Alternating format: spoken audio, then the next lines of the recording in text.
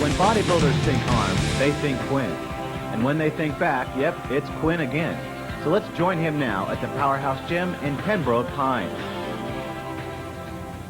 Hi, I'm the Mighty Quinn. Welcome to South Florida, place I live and the place I love. Let's go through a back and bicep workout right now, and I'm going to teach you about intensity, not duration. So sit back and let's rock and roll.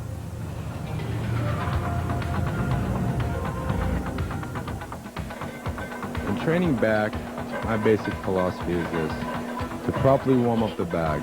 To do this, I like to do either chins or pull downs. Whereas most other bodybuilders use it as a primary exercise, I don't. I believe it is only used as a warm-up. Note that my grip is a little bit more than shoulder width. I am pulling basically with the lats, not with the shoulders and arms. This is a very important key to warming up the lats and to get ready for your next exercises, which will be heavier exercises.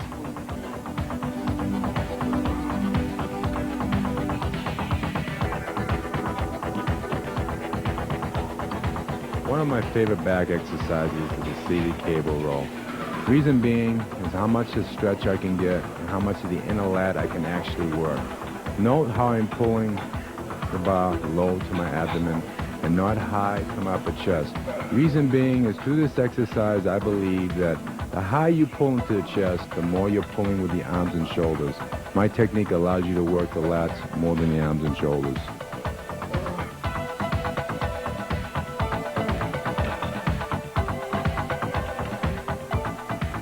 Through my years of training, I've been noting for having great lower lat development. What I'm about to teach you is one of the secrets of the Mighty Quinn. I believe that the reason why most bodybuilders don't have lower lat development is because when they're doing dumbbell rows and other exercises, they're pulling the dumbbell or the barbell too into their chest. Whereas you note here how much I'm pulling it into the lower lat and hip area, which forces me to isolate the lower lat more, get a greater stretch, and actually isolate the lower lats with more intensity. Another secret to my back training has been this: I do exercises which allow me to have a greater range of motion. What I mean by this is exercises that allow me to pull my arms farther into my back. This has allowed me to have a great back on stage and work on my width.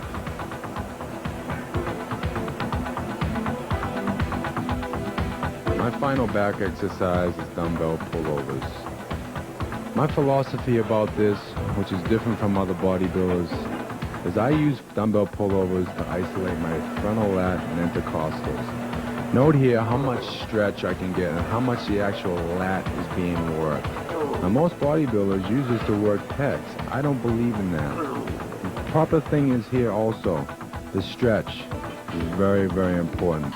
Also note how my elbows are slightly bent to work the actual frontal lats. Another key point also is the amount of weight you use. Be very careful. This exercise can ruin the frontal shoulder area if done too heavy and not with proper form. Note how strict I am going and how much I am controlling the actual weight. This is to work the lats, not the chest and shoulder area. Again, I emphasize care in this exercise.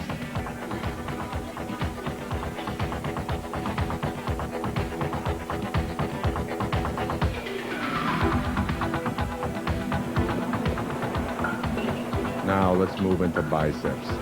Probably my favorite body part, what I'm known for best. My first exercise I believe in is using a compound motion, whether it be dumbbells or barbells. What I mean by compound is something that allows me to use a great range of motion, but allows me to cheat just a little bit to get that extra weight. Notice here I sway just a little bit just to get the weight up. Reason being is this is because I'm using an actual heavier poundage.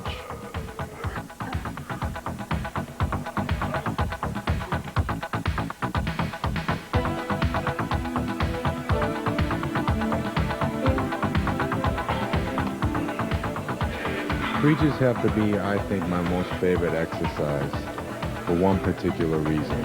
I cannot cheat through this exercise. Whereas the first exercise, you have a greater range of motion to pull the weight up. Here, you're really forced to just contract the bicep. Through my years of training, I have noticed that this has helped to develop my biceps more than any other exercise. Not only does it work on muscle density, but also works on shape of the bicep. I believe this exercise has helped me a great deal and to have one of the best biceps in the world.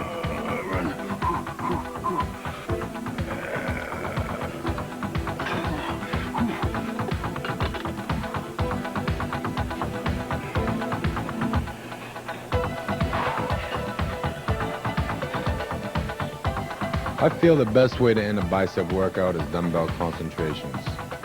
After the last two exercises, you're pretty pumped and you're pretty full. Now let's work on the peaks. Notice how I just rest my arm on my leg, but it's not fully on the leg. This allows me to have a greater range of motion and not cheat so much through the exercise. Again, proper emphasis on a greater range of motion.